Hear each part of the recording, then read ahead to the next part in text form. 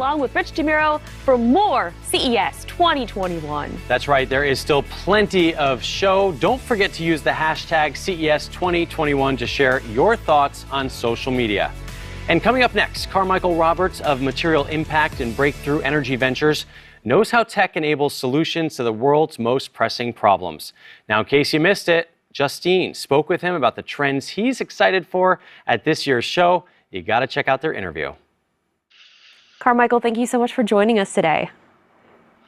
It's great to be here. This is amazing. So you've dedicated your career to investing in technologies that have real-world impact, whether it's solutions for renewable drinking water, wearable sensors to monitor patient health in the fight against diseases like MS. So what do you see as the biggest opportunity for tech to solve global challenges?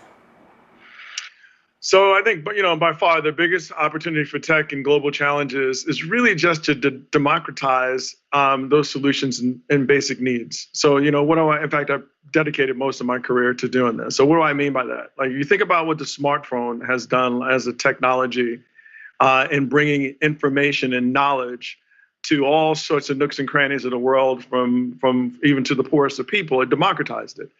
But what about other basic needs like food, water, health, mental health and physical health, by the way, heat, being warm, safe, even this day and age, even having clean air. And technology can do that. Technology can be the great equalizer that can democratize the solutions and products for all needs. And I think this is important. And technology can do that in a quick, efficient manner, which is another important thing. That's really impressive. And in December, you were a part of a team that invested in hydrogen electric technology to build zero-emission airplanes. I mean, what's next in your mind for sustainability technology? I mean, are these technologies evolving fast enough to take climate change head on? And is there anything that we can and should be doing to help further these technologies? Yeah, well, hydrogen electric for planes is really cool. We were excited to do that. But just taking hydrogen for a second. Hydrogen, by the very nature, is a non-carbon based molecule. And we know one of the big issues with greenhouse gases and climate is carbon. So there are lots of things you can do with hydrogen going beyond just airplanes. So there's lots of opportunities to do things with non-carbon based molecules. But if you even think about carbon-based molecules, CO2, methane, and those sorts of things, there are opportunities within those molecules as well. Think about different ways of handling these molecules, managing, manipulating carbon in positive ways by capturing it, changing it, or even using it as a critical raw material in a product that gets manufactured, where you soak up all that carbon at scale. So let me give you an example. We have a company at Breakthrough Energy, where I'm on the investment committee, called Carbon Cure. So literally in the name, and it's a company targeted towards cement. Think about how much cement is made all around the world and the volume of cement.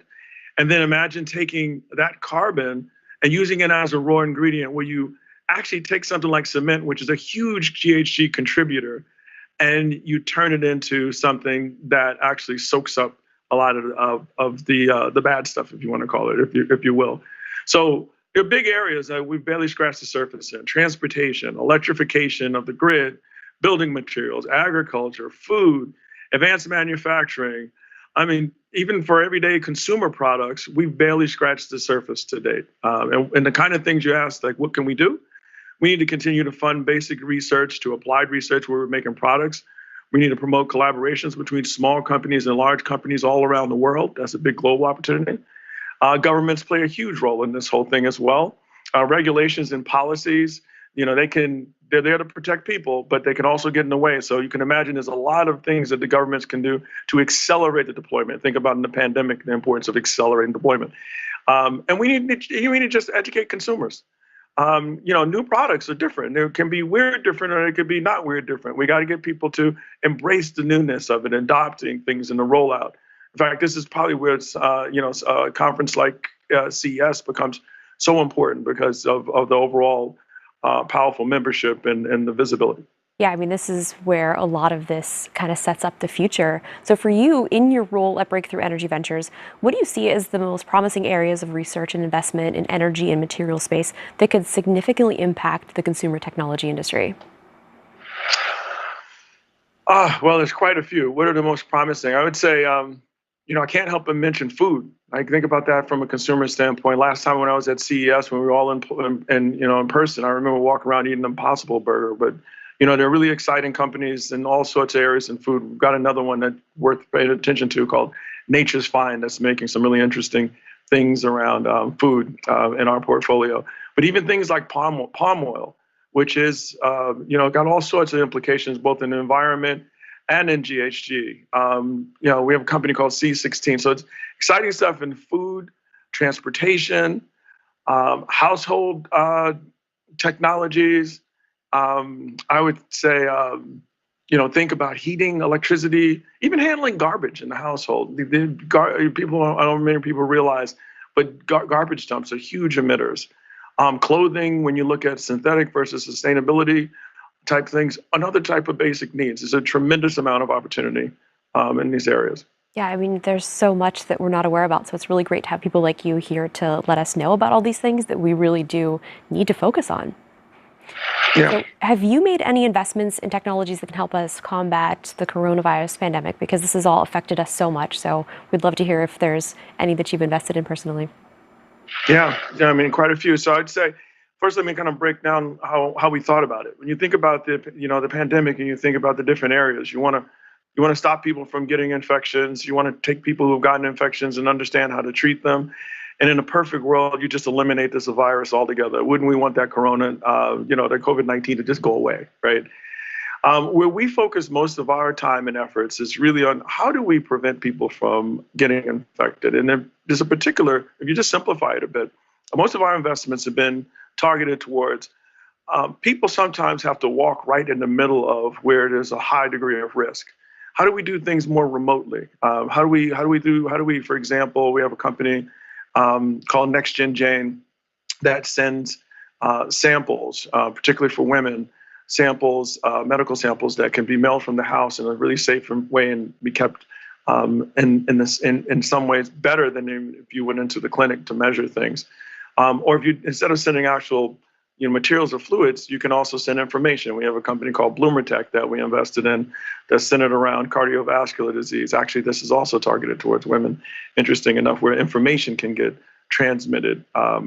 You can take a topic like water or anything you order that you have to go to the supermarket a lot of times. And even if things are being delivered, sometimes that can be tricky. We have companies that make products that actually develops that clean drinking water right in your household. So there are quite a few things that we've invested in that regard. It's amazing. So as a VC, what do you look for as a startup leadership team? So I'm obviously a huge fan of startups and I love following these companies. And also what qualifies them to make sure that company does succeed? Because I feel like there's specific qualities that, kind of overlap in a lot of these successful startups.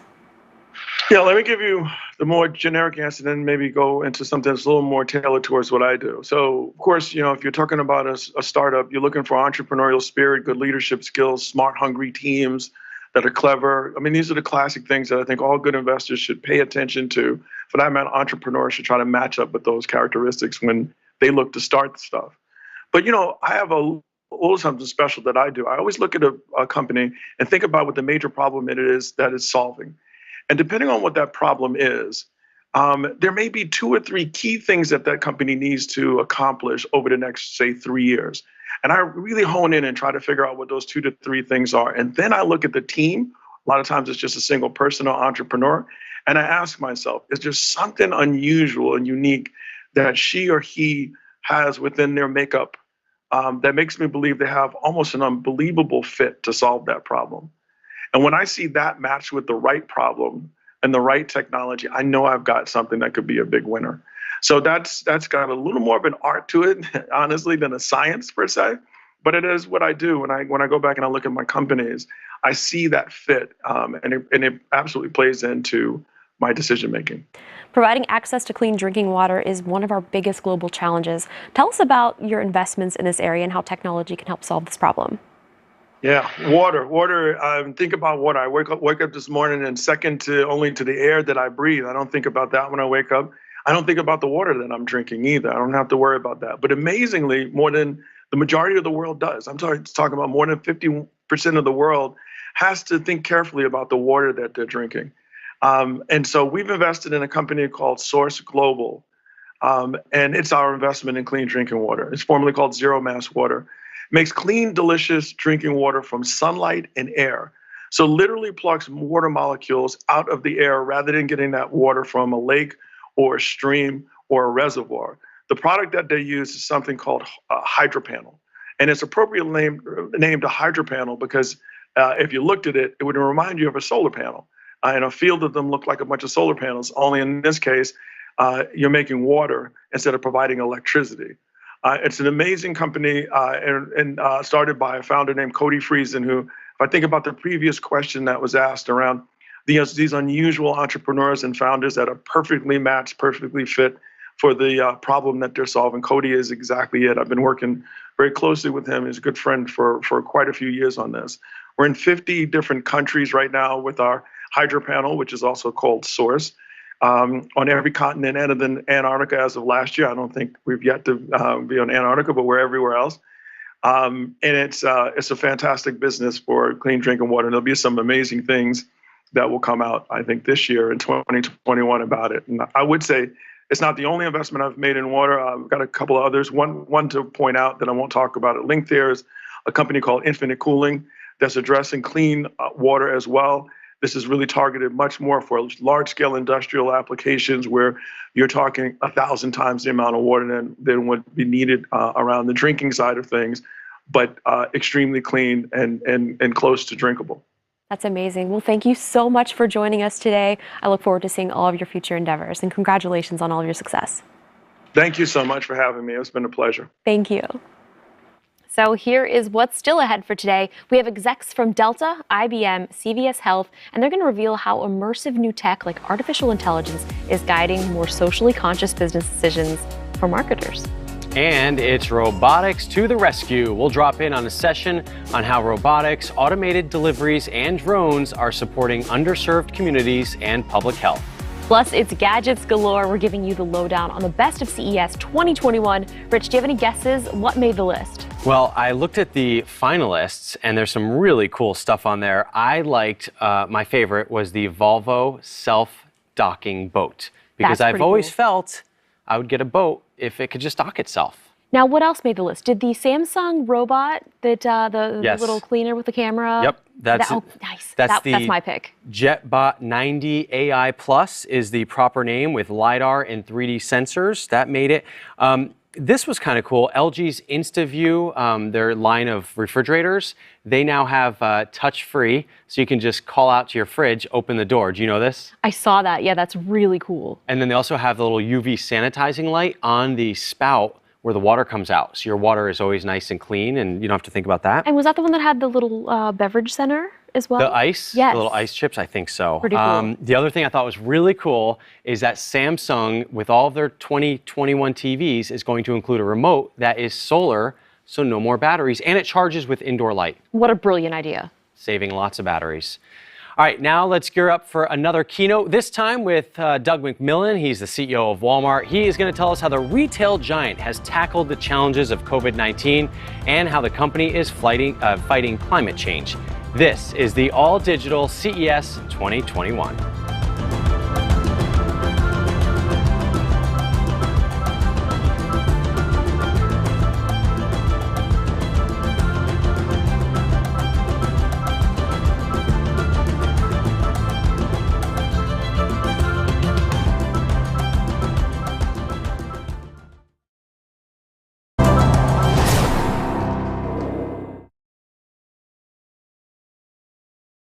Our next keynote conversation features the CEO of one of the most influential companies in the world.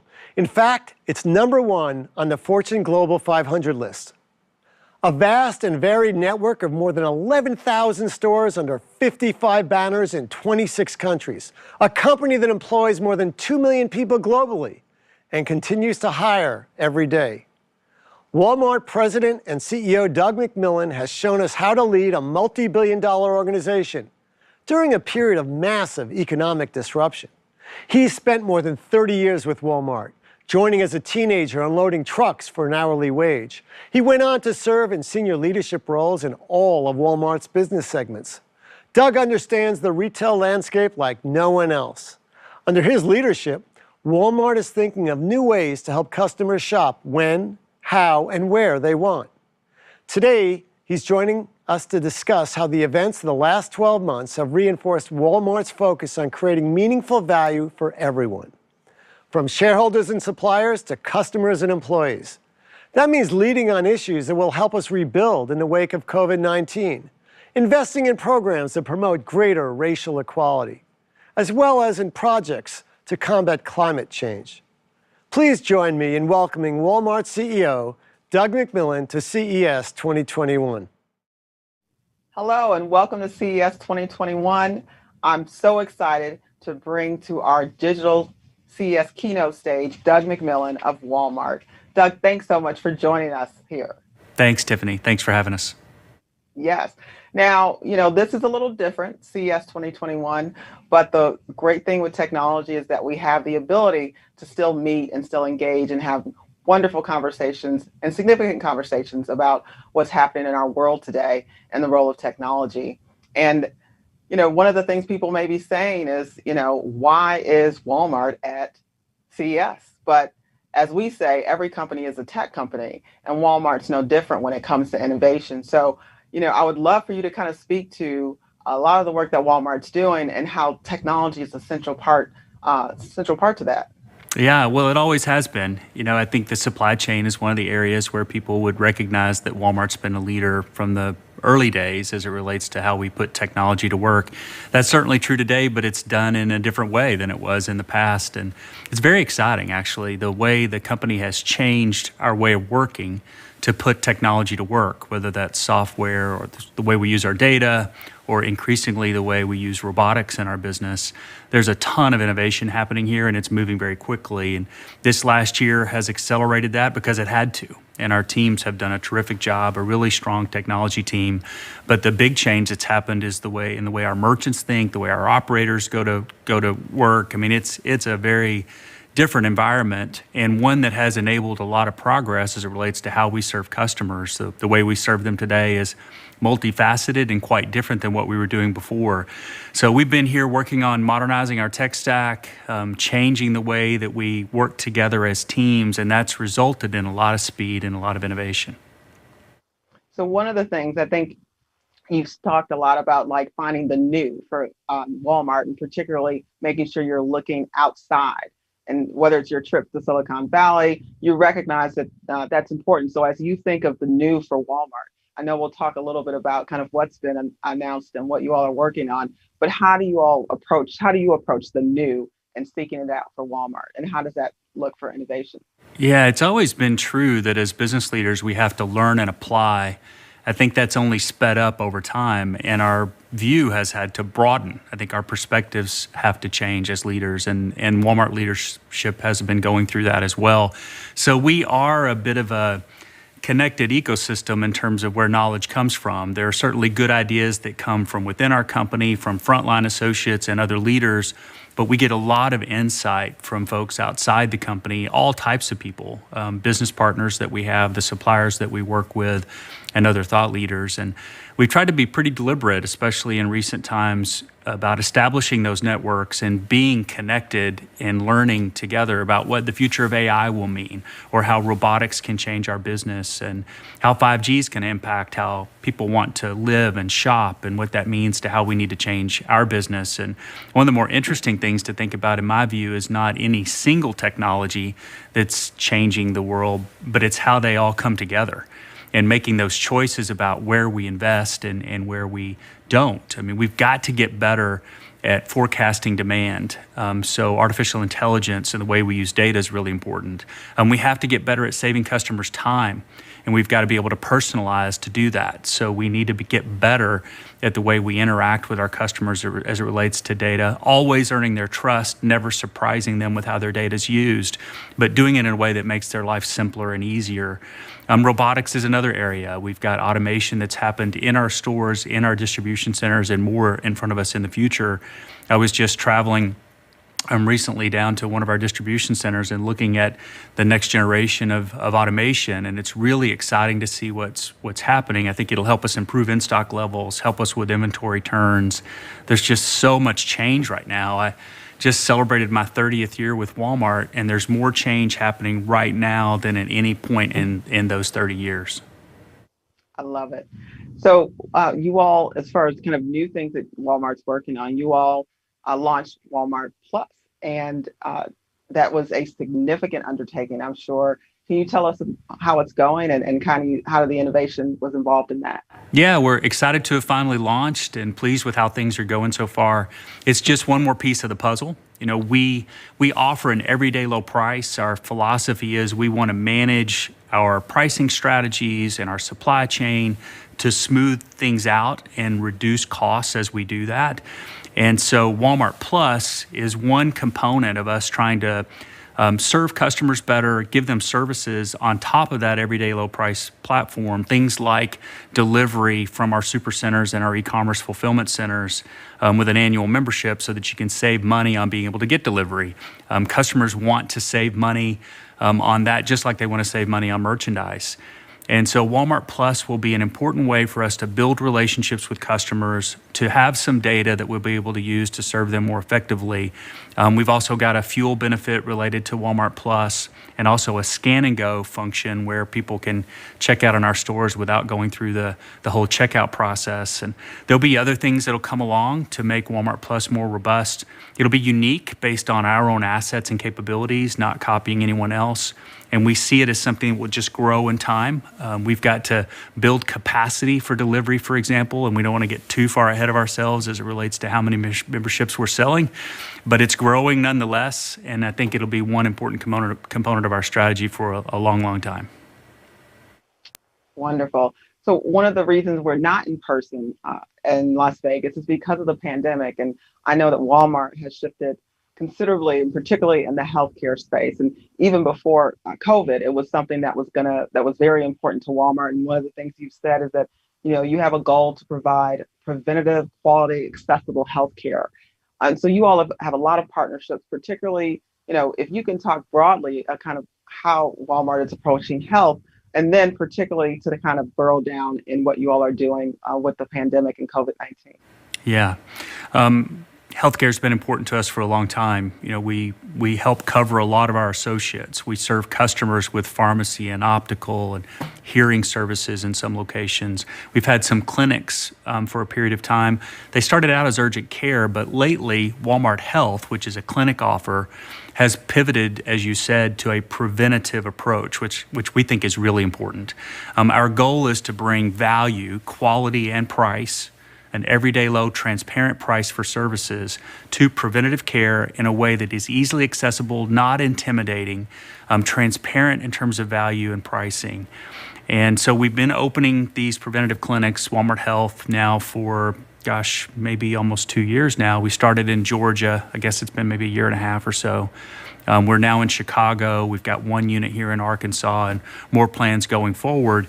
That's one component of what will be an omni-channel healthcare offer, both digital and physical.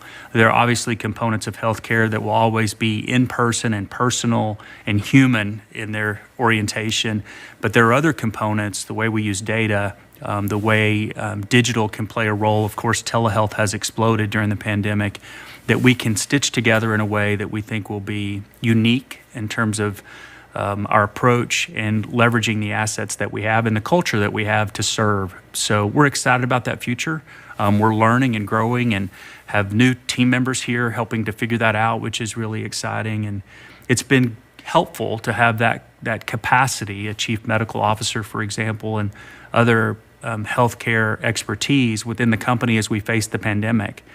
And our journey started in China in January as the pandemic began, and obviously has spread around the world. And we've been making all kinds of choices, policy decisions to support our associates, protect their health with operational changes, PPE, things related to leave policies, so that somebody needs to be away from work to care for someone else, or they themselves have been impacted in some way. All those things are being taken care of.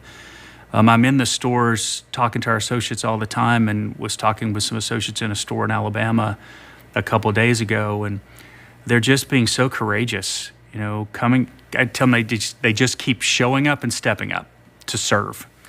And it's tough to be in a store environment with all of the things happening with inventory levels and serving customers, some of which that don't want to wear a mask, even though we have a mask mandate. I mean, it's challenging in the real world to execute this, but they're doing such a beautiful job doing it.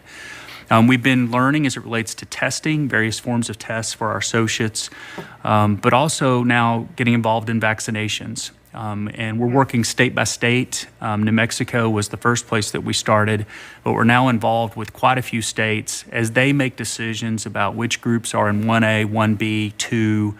How does that impact healthcare frontline workers, but also retail store associates like the ones that we have, making sure that we can handle the Pfizer vaccine, the Moderna vaccine, and do so appropriately and safely. And that's a learning process. And we're having to be flexible as we try to operate state by state, but we feel like it's absolutely the right thing to do to lean into this and help figure it out. And so that's the approach that we're taking. Excellent. You talked a little bit about kind of how the businesses had to pivot with COVID-19. Can you share a little bit more, particularly the business and the workforce, kind of how you all had to pivot? Particularly, you mentioned a little bit about kind of work hours and working in the stores and masks, but can you talk a little bit more kind of what's changed over the last several months and how you all have had to pivot to still continue to provide valuable services for Americans, and well, not just here in the U.S., but globally? Sure. As with all of us, I suppose it was a bit chaotic and confusing in the beginning, a lot of uncertainty, and we didn't have a playbook that was perfectly laid out before this began. So what happened is kind of a few weeks in, it became apparent to us there were 5 priorities that we needed to have in a ranked order. And that helped us focus our minds and set priorities and make choices. The first priority was to keep our associates safe. So every day we're getting up, visiting stores, listening to our associates, asking what more we can do. And that's where all the operational changes, the PPE changes, and the other things that we did all came from. And that was fast. I mean, it was amazing to me how quickly our team was able to secure tens of millions of masks, surgical masks for our associates in the early days. They put up plexiglass across our cashier stands and our pharmacy in a matter of days and weeks nationwide, which was incredible to me. There were times where our team was identifying something that needed to be done, and they would share with me how fast they thought they could do it. And my internal voice was, there's no way you can do that fast. But I knew enough not to say that. And sure enough, they got those things done, and so quickly, which was just really impressive to me. So number one was protect our associates, keep them safe.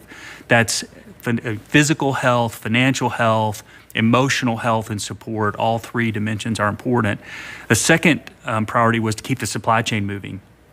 You'll remember, especially in the early days, there was pressure on the country's meat distribution system. And there have been really a lot of challenges across food in the beginning and then general merchandise after that. I was in a store not long ago where we're still really struggling to be in stock on adult bikes and all the things that people want when they're at home or they want to, get outside the house, take care of their yard, all those kinds of things. The demand really changed on a lot of those items, so that created stress on the supply chain, and we turn inventory fast, so we weren't sitting on stockpiles of things waiting for something crazy like this to happen. So it was a lot of work, and our merchants did a fantastic job keeping the stores in stock and recovering through all of that. The third priority was to manage the business well, the third priority was to help others.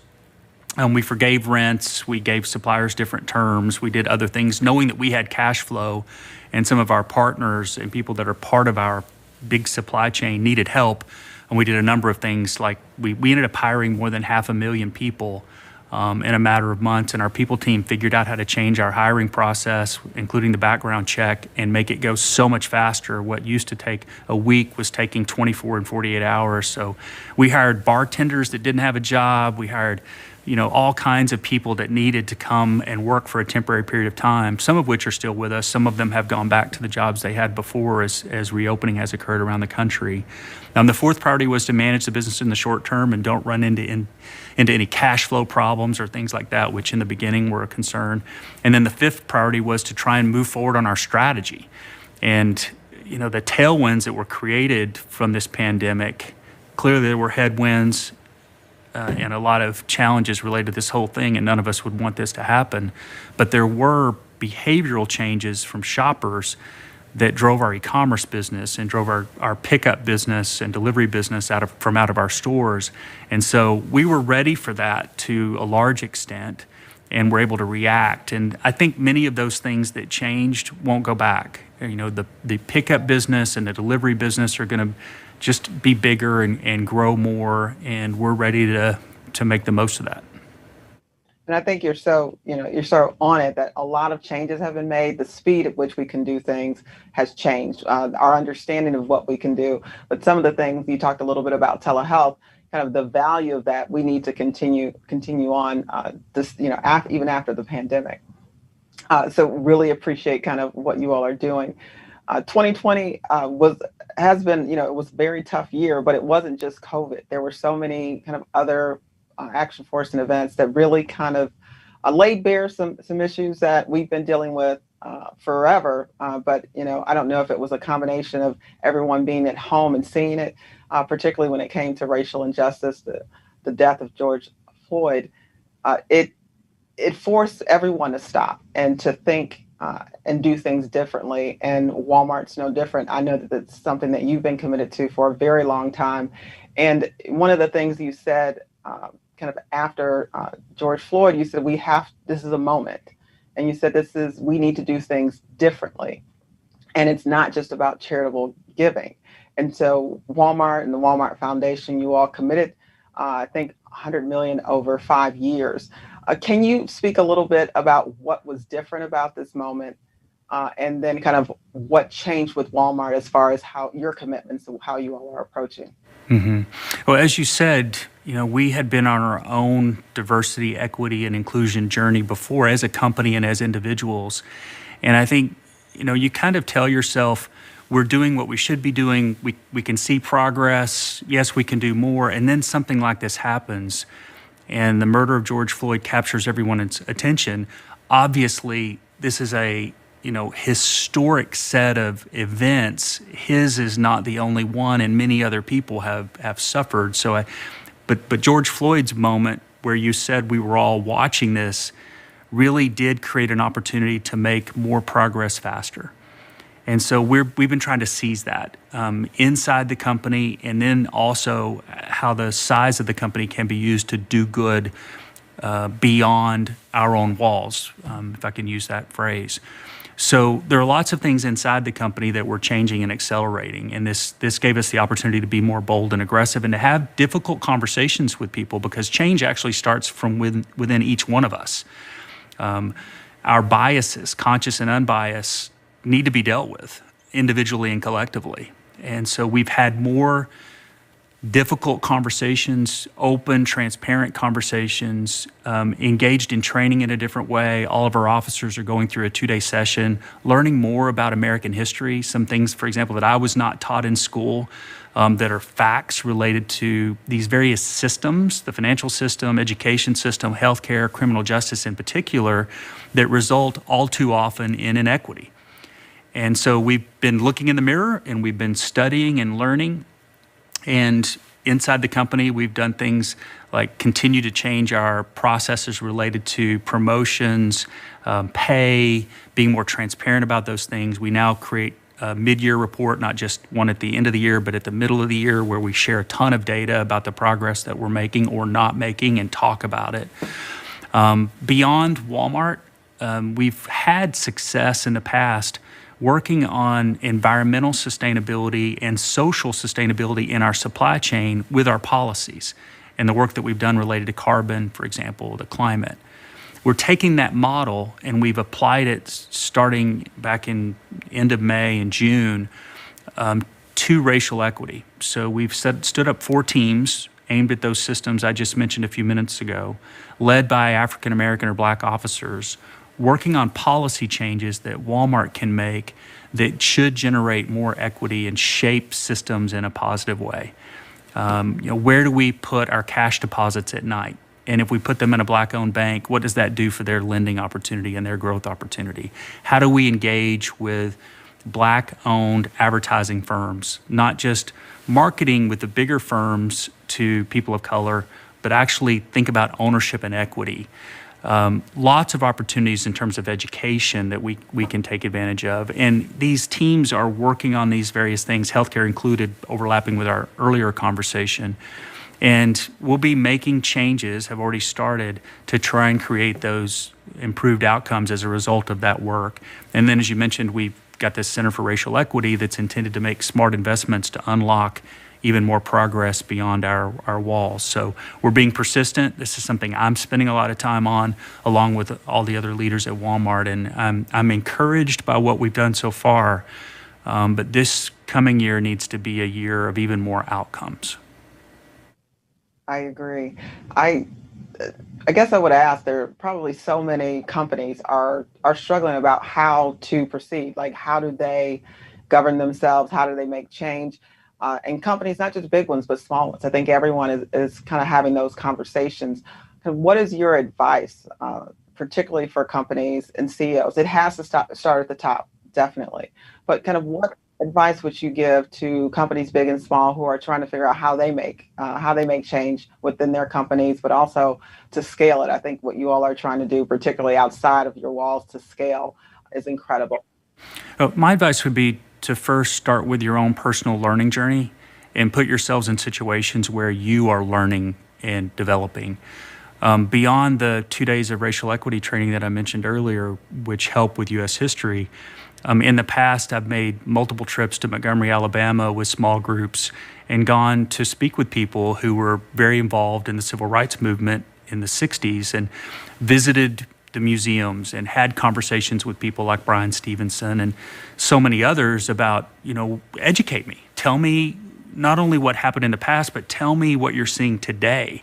And as you personally invest in that, you can't help but be changed. And then that leads to kind of the second step, which is engaging your business and getting your people involved and having those very honest, transparent, open discussions and being vulnerable and being, taking a little risk that if you say the wrong thing and somebody criticizes you, you built up enough goodwill to overcome it. Because, a lot of people are afraid to have these conversations because they're worried about saying the wrong thing. But if you don't have the conversations, you don't make any progress. So that's another step that goes through my mind. And then the third thing would be, put the business to work. We are good as business leaders at using data and having metrics. So take your data, create transparency, set some appropriate objectives, and your legal teams can help you on how to do that.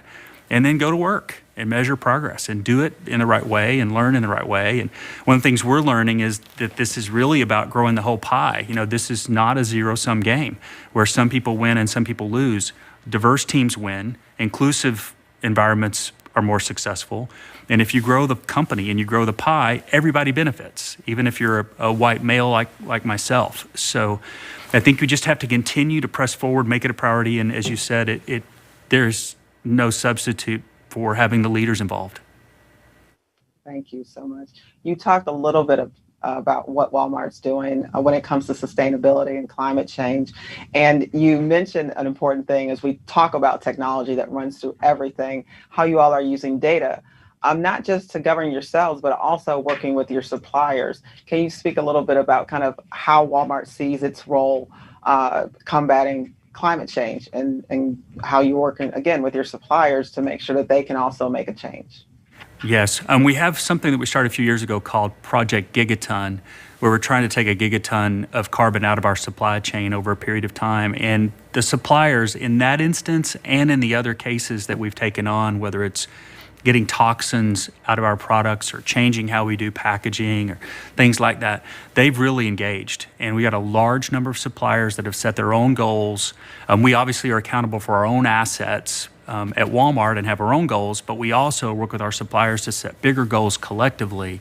And I find that the leaders of these companies are like-minded and want to do this, have their own objectives, but when we work together, we can create even more benefit. So that's the way that we're thinking about it. And this year, we try to take it a step further and put a big goal out for Walmart to become a regenerative company, meaning that we don't only offset some of the negatives that are in our supply chain, but we do other things to protect natural habitat, whether it's land or the ocean, to give things back in a way that we start to reverse what's happening on our planet and have it heal because of the work that business is doing.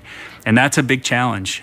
We started this work really in a different way in 2005. So we've been doing it for a long time, and we're kind of comfortable with setting these big goals and then just being really transparent about when we're on track and where we're not and what we're learning. And that took a little time to get used to because we're used to making commitments and hitting them. But some of these big things, when we set these objectives, we don't know entirely how we're going to get there. We just make the bet that if we focus on it, our teams focus on it, and we work with suppliers, that we'll figure out how to get there. I'm excited about becoming a regenerative company. I think that's the right goal. One of the things in a recent interview, you were asked about about your educational pedigree. And, you responded and said, I went to school here. You said, but an important thing you said is that you were 29 years educated at Walmart. And I think that speaks to the importance of on-the-job training, skills training, particularly as we look at making sure that our workforce has the skills that they need for the future, whether it's through apprenticeships. Can you speak a little bit to skills training? We do believe that, it doesn't necessarily require a 4-year degree to get into tech or even in other jobs. And we need to make sure that we're providing those skills to get into some of these jobs. Yeah, well, in our case, we've got 2.3 million people, and we've got all these jobs. Running a Walmart supercenter that does more than $100 million in sales and employs 250, 300 people is a big job, and we have thousands of those. But we also have healthcare jobs and data scientist roles and all these different types of jobs. And so we need to not only hire people who can do them, but we got to grow our own. We've got, I think, 2/3 of our U.S. store management started in the hourly ranks. I started as an hourly associate in a distribution center, and so many of the people I work with did too. So it's really important for our own growth that we have development programs and opportunities in place. Obviously, what jobs you have prepare you for things, but also education and exposure and feedback or evaluations, the 4 E's we call them, are all components of being able to grow your own. And in recent times, we've created academies across the U.S. About 200 different Walmart locations have classrooms in the back of our stores that are really first class in terms of the technology they use and the way that we operate to teach curriculum. And we teach things not only related to retail math and retail basics, but we teach things like how to be a coach and how to be empathetic with customers and with associates so that you can develop some of those people skills that are necessary to become a leader.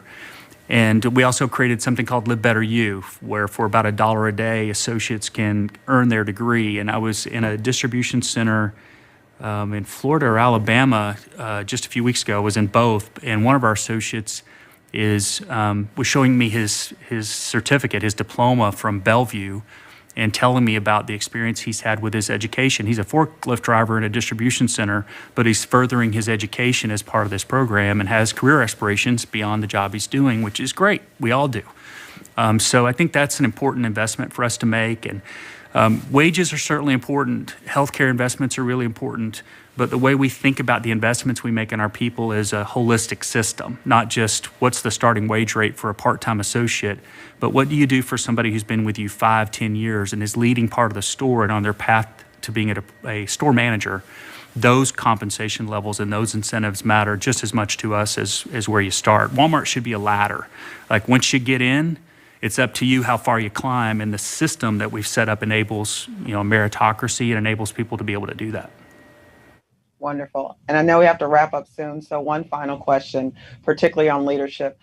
This past year has been tough. And so can you talk a little bit about what you've learned and what you'll take into in 2021 in the future when it comes to leadership?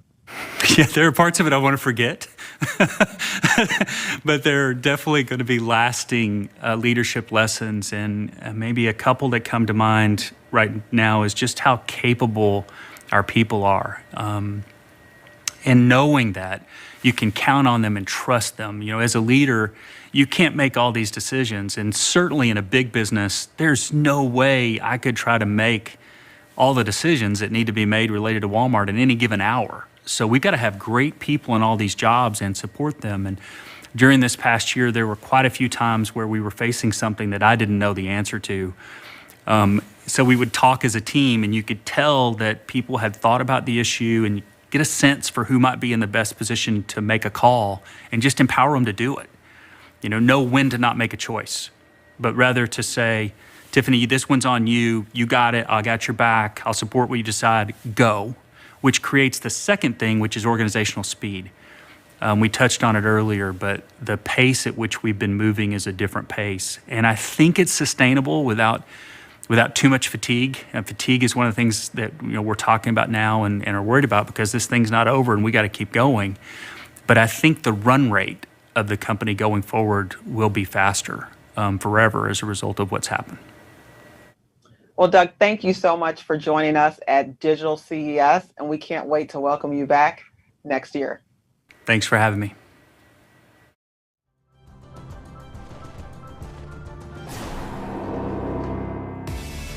That was Walmart CEO Doug McMillon taking center stage at CES 2021. And wow, it has been such an interesting year for retail, Rich. Yeah, what a difference a year makes. So I think it was 2 years ago I did a story with Walmart with the pickup tower that they've installed in their stores, where you order something online, you go in, it's like this giant vending machine. And back then it was sort of a novelty. Then when coronavirus hit, now it's something that you just hope was in stores. And I used that pickup service a couple times throughout the last year. I mean, for the first few months, no one really knew anything. So we were afraid to leave our homes. And once the introduction of all of these curbside pickups started happening, we were able to just drive up. They would bring the things out to you, and it was really incredible. I'm curious to see if that will continue, the curbside pickup, because here's the thing. When you're doing the curbside pickup, you don't have to go into the store.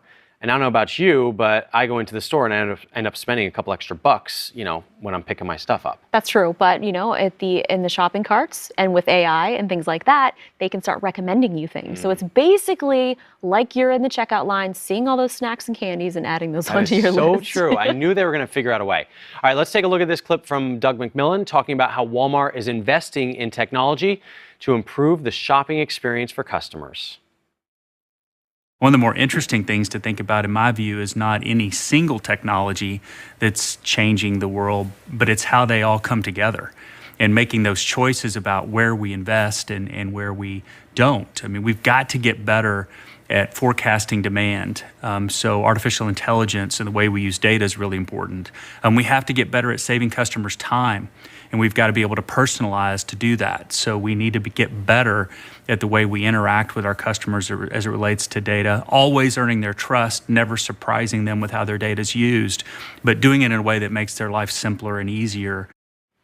That is also interesting. So he's talking about AI and making life simpler. So I've noticed when I order off of these apps, and I also use my little card number at the store, like they know kind of what you've purchased. So it's easy to reorder the stuff that you've already bought. It's really easy. And then sometimes if you're ordering something like, it could be really anything, and it'll kind of suggest you things that kind of go along with that item. And, obviously all of these retailers are facing this same struggle. So it is kind of cool that they're all kind of learning from each other and trying to make it the best shopping experience possible, because, we don't want to have that fear going into the store, and you want to make it as efficient as possible and make sure all of their employees and customers are safe. And think about that, like what you just said with the suggested upsells. If they can just add on $2, $3 to an online order times, how many customers are shopping at Walmart on a daily basis. But like he said, it has to be useful for the customer. So something that maybe you need and you didn't even realize it, you see that offering and boom, that sale, that transaction just goes through, and it's a couple bucks higher than normal. It's so true. All right, you ready to do something a little fun? Yes, what are we doing? Well, it is Wednesday, so let's do a little Way Back Wednesday as we dig deep into the CES archives for some throwbacks.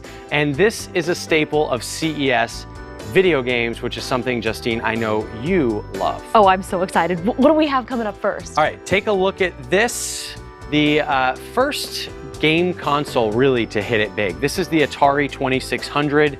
And it looks like this was from 1981 at CES. Wow, I love seeing this because, this kind of looked like my high school experience when we had LAN parties, but it's really cool to just kind of look back and see where this all started, because gaming now, especially during this year and the past year, has been such a huge part of so many people's lives. And not only do I love the haircuts, but I also love the games on display. Some of these are still a lot of fun, like Space Invaders, Asteroids. I can't see past that, but come on, these were simple classic games that anyone like you see here, can just start playing. Now today it's a little bit more complicated. Yeah, I mean, we have these all on our phone right now. All right, let's fast forward to the early 90s, which brought us, you ready for this? Sega Genesis and Sonic the Hedgehog. So classic. I mean, this kind of spawned off so many other games. I mean, I know